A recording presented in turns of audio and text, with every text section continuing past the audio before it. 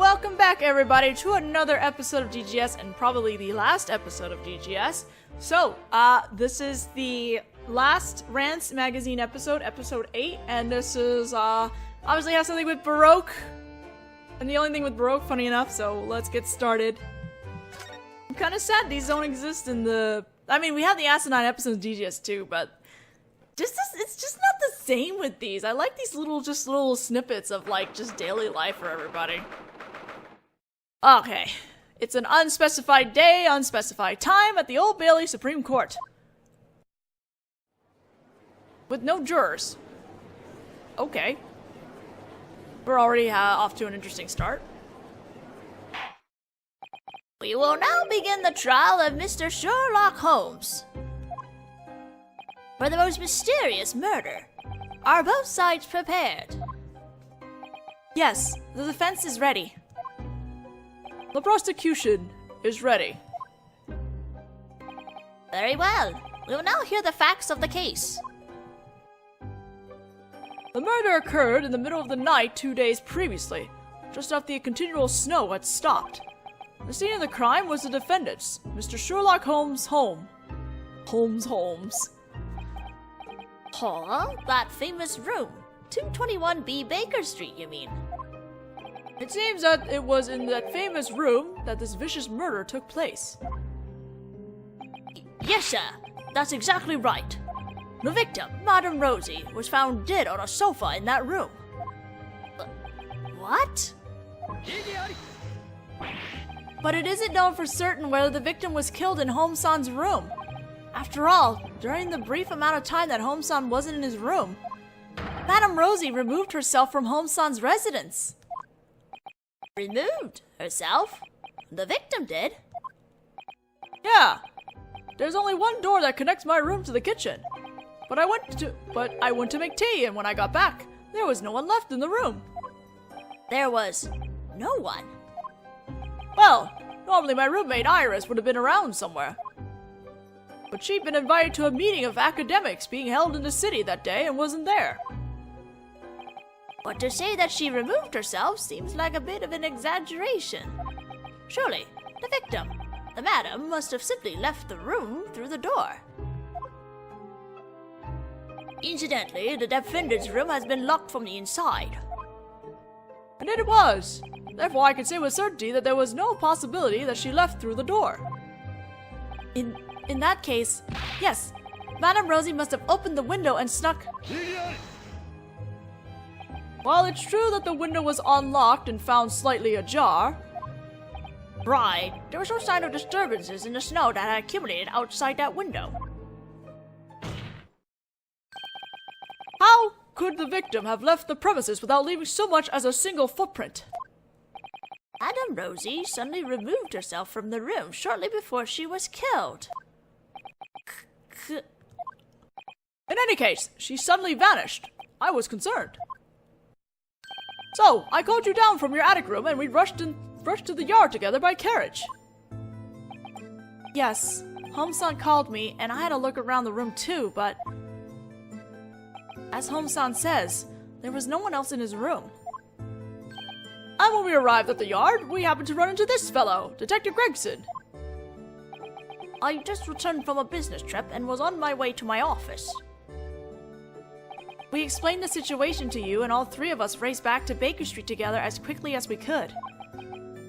At that time, there were no footprints near the mansion except for ours. So, you also witnessed the state of the crime scene at that time, defense? No. I went straight back up to my room in the attic and went to bed. The detective witnessed the fearsome sight in Mr. Holmes' room. On his sofa, the previously supposedly missing Madame Rosie had collapsed. So the victim was already dead? No, she wasn't quite dead, but she was at death's door. She summoned the last vestiges of her strength to utter her final words. Curse you! You're the death of me, Sherlock Holmes. Yeah, I heard that too. She said it in an incredibly spiteful voice. But... And with that, the victim passed away quietly on the sofa. The cause of death was damage to the windpipe due to strangulation.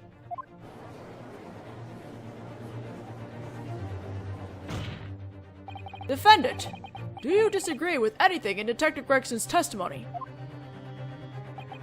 No, I think that was a pretty accurate report coming from him. Or the death of me, Sherlock Holmes. That sounds rather decisive. The victim, on the verge of death, uttered the name of her assailant. Yes, that name was Sherlock Holmes. He's the murderer. But Holmes-san had no reason to kill the victim. Who was she even, Holmes-san? Who was this Madame Rosie? Oh, her? Did I tell you? I invited her there that evening. And what an annoying noisy lady she turned out to be. We started to quarrel about something trivial. Then I left the room to put the kettle on. Uh-huh. In other words, the defendant did in fact have a reason to murder the victim. But the series of events leading up to that reason are still far from clear. A valid point. There are still quite a few unknowns. How was the victim able to disappear and reappear at the scene of the crime without leaving any footprints? That's right. The crime itself is that not still a mystery as well? But the victim declared the name of her killer before she passed away. It seems that you've missed something here.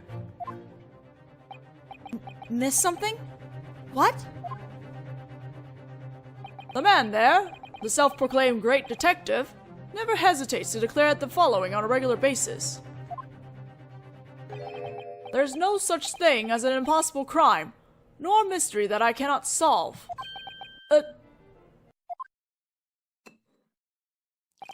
Well, Mr. Holmes, I would say that this crime is well within the realm of possibility for someone such as yourself. If it weren't, how could you be considered worthy of the title of Great Detective? Yes, of course.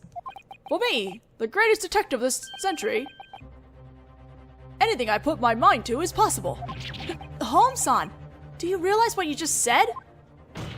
Please, just do me this one small favor. Just admit that even I couldn't have done something like this, or something. As you've just heard, the defendant clearly admitted it. Regardless of how impossible it might appear, he and he alone could have committed this crime. Just a moment, please. You're being rash. I see no reason for this trial to continue any longer. The defendant, the great detective, was able to find some means of killing the victim. I will now hand down a final verdict. Guilty! Some means? This is so shady. What the heck? Find some means of escorting the defendant to prison. Now then, that concludes today's trial. That's it? Okay.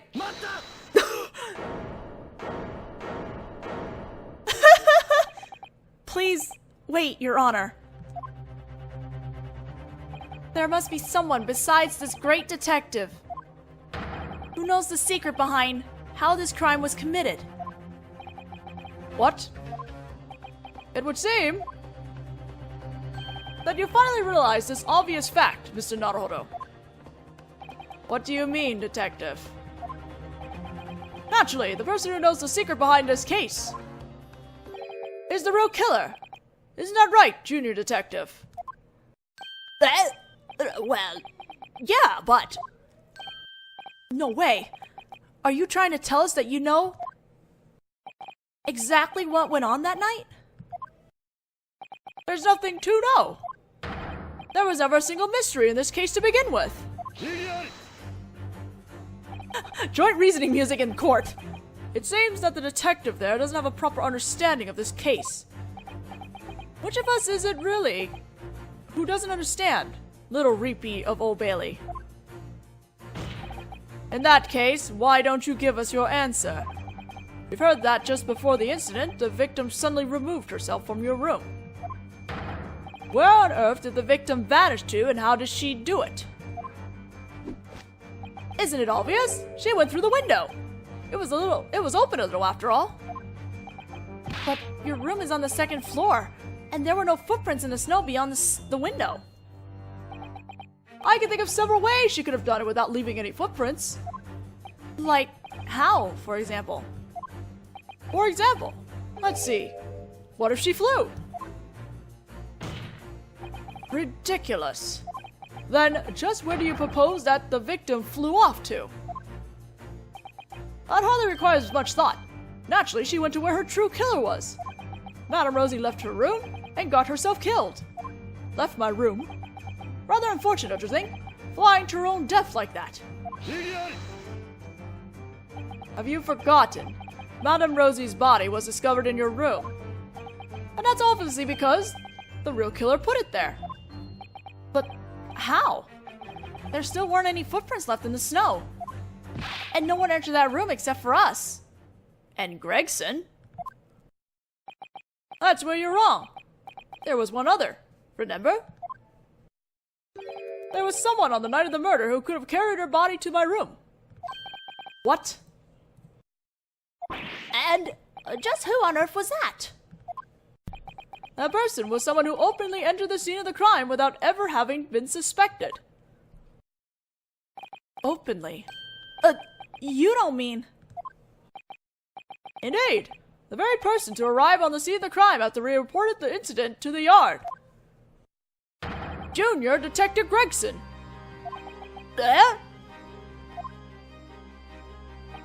You were the one who brought the strangled, half-dead body of Madame Rosie to the scene of the crime. As soon as you saw your opening, you laid the victim's body gently on the sofa. Huh?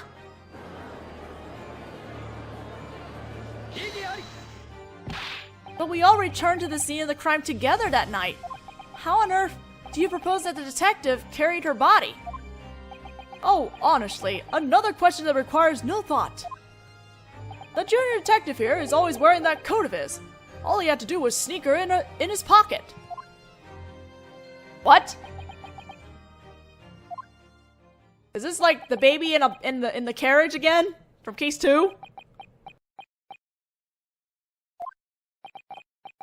I don't know how competent this detective is, but one thing is certain. A human body could not possibly fit into a coat pocket.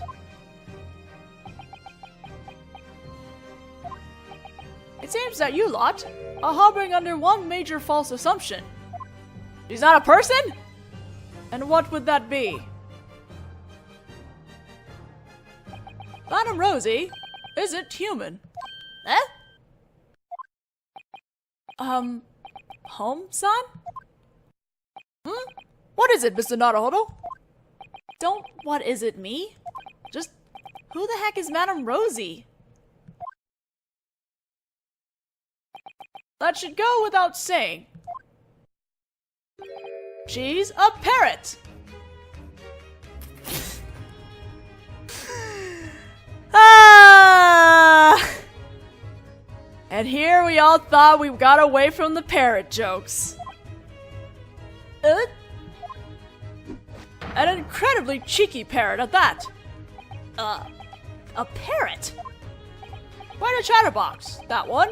It's only natural that she got on my nerves. And before I knew it, we were arguing. I was honestly tempted to strangle her myself. Arguing with a parrot. What other assumption is there? That night she flew out the window and went home. Yes, to the room of none other than Junior Detective Gregson, whom we see standing right here before us. To Detective Gregson's room? But why? Well, because Detective Gregson was keeping that parrot there as a pet. What? Apparently he had to go away on business, so I agreed to take care of her for a few days while he was gone. But it seems that Miss Parrot began to miss her owner. She left my lovely room and made to return to the detective's room back at the yard. Now then, Junior Detective, don't you think it's about time you came clean? What exactly happened in your room that night? Detective Gregson? It was an accident. That night, I returned from my business trip and arrived back at my office. I had no idea that Madame Rosie had returned, and I closed the door with considerable force, at the very moment that she tried to come flying in. So Madame Rosie... She got the door closed on her and fell to the floor, and didn't move again, and it was all my fault. Oh, the poor parrot. I can't believe it.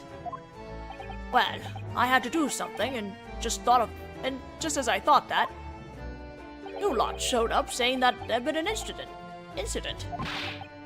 Oh. I had to hide Madame Rosie at all costs, so I slipped her into my pocket and got into the carriage with you two.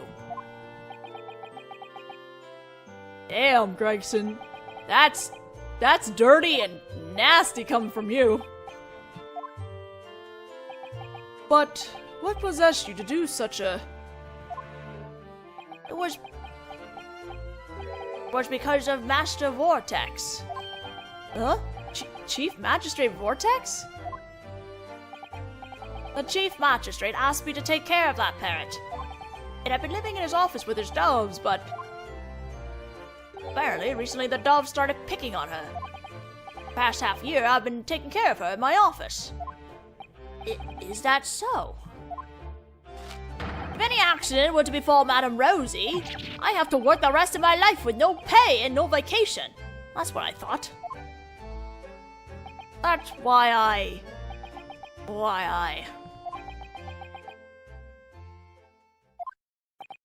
But did Madame Rosie... Did the victim not leave us with her final words? In which she stated the name of the despicable criminal who robbed her of her life. Curse you!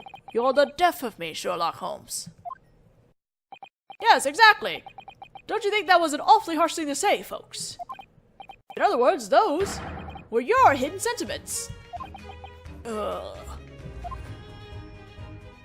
You were always bad-mouthing me in your office, and that charming little parrot picked up those words from you. Ouch! But in last month's issue of the Strand magazine... Forgive me! You can't be serious!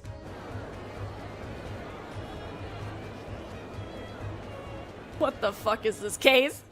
Oh, here comes the best part. Baroque! Outside of the courtroom! And facing us! Anyway. Is something wrong, Master Von Zeeks? No, it's nothing.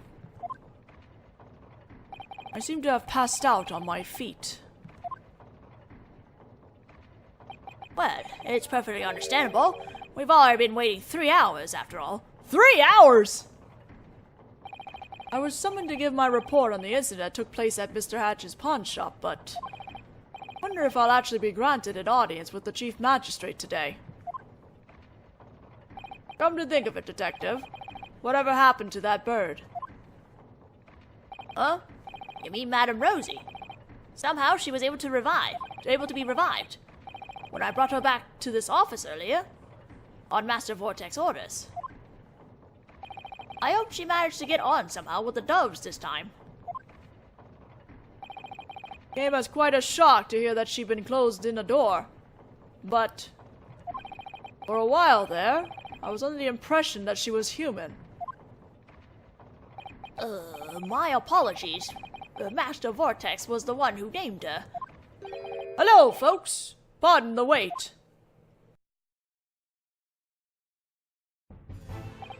My deepest apologies for being 3 hours, 24 minutes, and 57 seconds late for our meeting. No, please, don't worry about it. There's nothing that makes us happier than standing around in a daze like this. Oh my god. Well, that's certainly a relief. In that case, perhaps you can give me your report. We solved the murder at the pawn shop, but it's not over yet. What will come of my connection with the black-clad defense attorney from that eastern island nation? I'm certain that someday we shall meet again. Master Von Zeeks, did you see that just now? Madam Rosie was flying cheerfully alongside the doves. Is this like a symbolism for something? That certainly is a relief, Detective Gregson. I feel like that's a symbolism for something. But anyway, we done! It's all finished. That's it. That is everything I can pull out of DGS at this point. That we are done. This whole video game is complete. And the next time you'll see anything DGS will be a live stream of me playing DGS 2. And after that, I will start working on the LP for DGS 2. So please look forward to that. And thank you all for sticking for as long as you have through my playthrough of DGS 1. Thank you. Please like, subscribe, leave comments, tell me how I'm doing, and everything like that. And I'll see you guys in the next video.